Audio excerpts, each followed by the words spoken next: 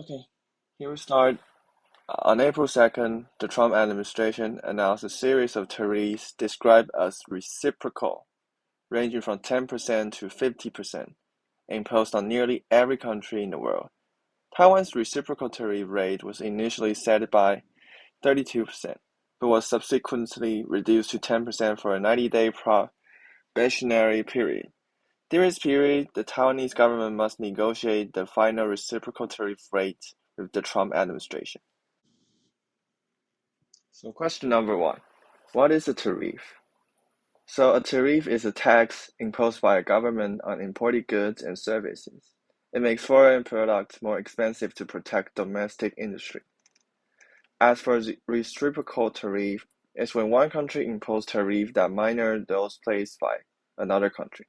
For example, if country A places a 20% tariff on country B's exports, country B responds with a similar 20% tariff on country A's goods.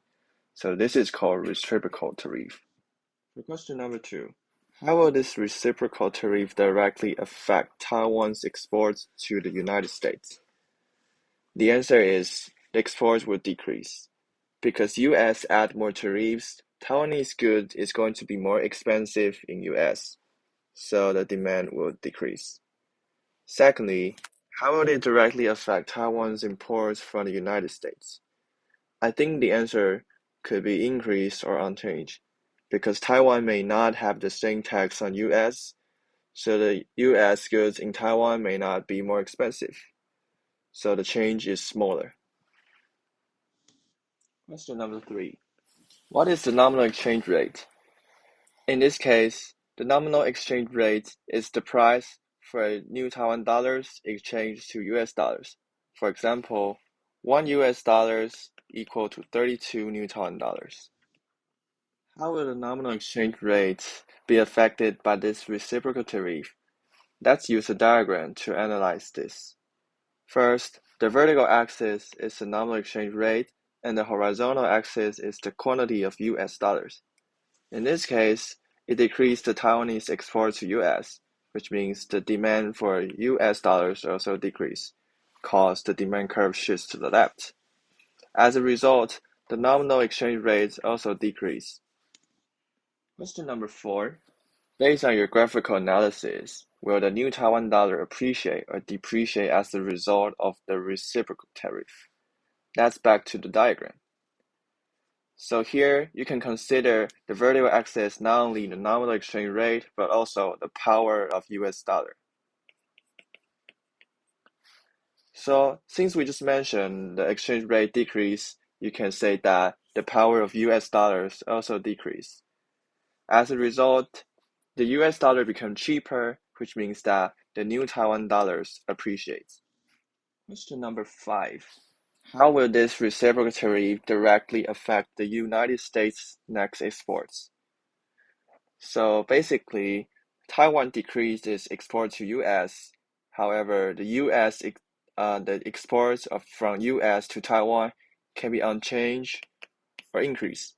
So the net exports could be increased, but not always significant. So it depends on if Taiwan do have the same reciprocal tariff on US. Question number six.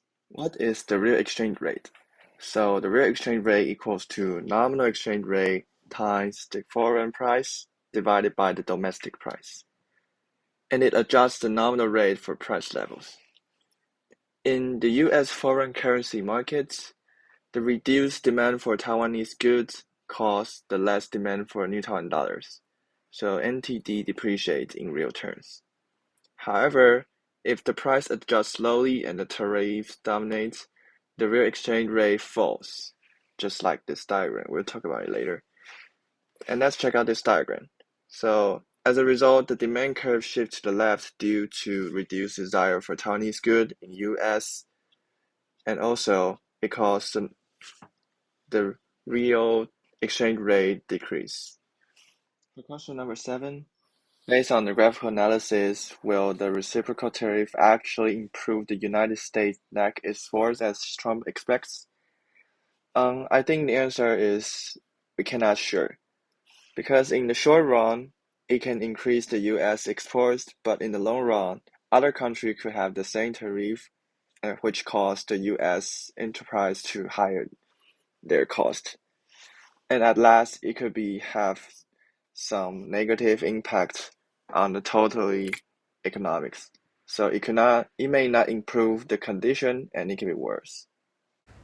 Question 1. In the short run, an increase in Taiwan's semiconductor export to the United States and the rest of the world will boost aggregate demand. Since exports are a component of aggregate demand, higher demand for semiconductors means more income for producer and more production activity. As a result, the aggregate demand curve shifts to the right, leads to an increase in real GDP as business produce more to meet global demand. However, the increased demand also puts upward pressure on prices, which raise the overall price level.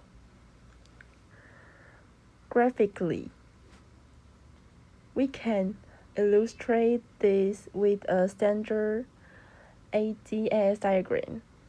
The aggregate demand curve shifts from AD0 to AD1. This movement causes real GDP to increase from Y0 to Y1 and the price level to rise from P0 to P1.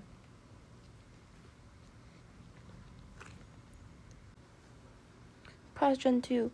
The construction of overseas headquarters and R&D centers by NVIDIA and AMD in Taiwan is an example of foreign direct investment, or FDI. In the short run, this kind of real investment increases aggregate demand because it involves spending on construction, equipment, and employment. Therefore, investment, which is a key component of aggregate demand, goes up. As a result, the aggregate demand curve shifts to the right, leading a rise in both real GDP and the overall price level. On the ADS diagram, we will again see a rightward shift of the AD curve. Real GDP increases from Y0 to Y1, and the price level rises from P0 to P1. This demonstrates the expansionary effect of FDI on the short-run economy. Question 3. The purchase of TSMC shares by foreign investors is classified as portfolio investment, not direct investment. This means that it doesn't involve real production or capital formation. In the short run, this type of investment doesn't directly affect aggregate demand. Buying existing shares simply transfer ownership and doesn't increase spending on goods and services. However, portfolio investment can have indirect effects. For example, it may increase asset prices, which can create a wealth effect and slightly boost consumption. It may also lead to an appreciation of the new Taiwan dollar, which could reduce export competitiveness over time. Overall, we expect only a minimal and indirect impact on real GDP and the price level in the short run. Question 4. If the government doesn't respond to AI-driven economic growth, the short-run increase in real GDP won't be sustained in the long run. In the long run, the economy returns to its natural level of output, or full employment GDP. However, if aggregate demand remains high, workers and firms may expect higher prices in the future. This leads to higher wages and production costs. As a result, the short-run aggregate supply curve shifts to the right. Real GDP moves back to its potential level, but the price level increases further. On the ADS diagram, we first see AD shifting to the right, and then SRAS shifting to the left. The final outcome is a higher price level, with real GDP returning to its long-run equilibrium. Question 5. If the government is concerned about the economy overheating due to the AI boom, it can use contractionary fiscal and monetary policies to reduce inflationary pressure. One fiscal policy tool is to increase taxes. This reduces disposable income and lowers consumption, which decreases aggregate demand. On the monetary side, the central bank can raise interest rates. Higher interest rates discourage borrowing and reduce investment and consumption, which also lowers aggregate demand. In both cases, the goal is to shift the aggregate demand curve to the left, reducing real GDP and the price level to more sustainable levels. This helps prevent asset bubble and long-term inflation risks. Okay, I'm responsible for question 3, and my question is the opposition parties in Taiwan's legislative yuan have cut various government spending proposals submitted by the executive yuan. While the ruling party argues that these budget cuts will harm Taiwan's economy, the opposition claims that they are helping the Taiwanese people by saving public money. There are 6 questions, and the question 1 is how will this budget cut directly influence aggregate demand in Taiwan? And how will changes the aggregate demand affect real GDP and the overall price level in Taiwan in the short run? And my answer is budget cuts reduce government spending, and which is a component of aggregate demand. As a result, the aggregate demand curve shifts to the left. In the short run, this leads to a decrease in both real GDP and the overall price level. And this is the graph. Okay. And question 2 is, do you expect a multiplier effect to result from the decrease in government spending? And I think yes, there's a multiplier effect. A decrease in government spending reduces incomes, which leads to a lower consumption and further reductions in aggregate demand. The initial impact is amplified through repeated rounds of decreased spending. And question 3 is, how will these budget cuts directly affect the public saving? And what will be the effect on demand and saving Taiwan's loanable funds market? And how will the real interest rate, private investment, private saving, and the national saving be affected? And I think lower government spending increase the public saving, and which shifts the supply curve in the loanable fund market to rise. And this leads to a decrease in the real interest rate, encouraging more private investment. So private saving may also rise due to increased income from higher investment. As a result, the national saving increases. This is the graph. Okay.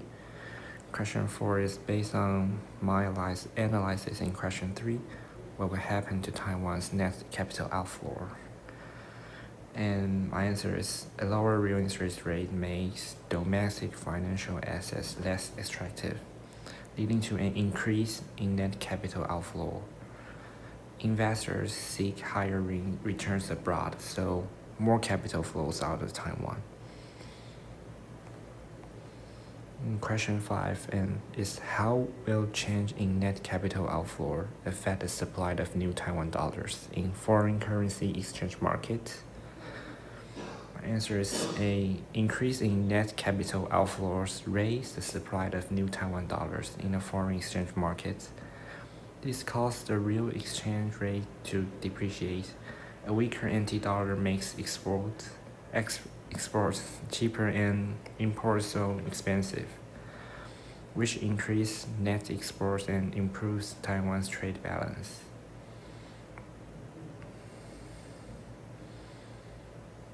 And question 6, based on my previous analysis in question 3 and question 5, how will this budget cut indirectly influence Taiwan's aggregate demand? By summarizing the direct impacts of reduced government spending, the multiplier effects, and the indirect effect via the loanable funds and foreign exchange markets, and my answer is indirectly, budgets cuts affect aggregate demand through lower interest rates, which will boost investment. And a weaker currency, you can increase the net exports. However, this offsetting effects may not fully compensate for the initial reduction in government spending and the multiplier effect. Therefore, total aggregate demand is likely to decrease overall. And this is my video presentation. I am Wu student number 113305 and 045. Thank you.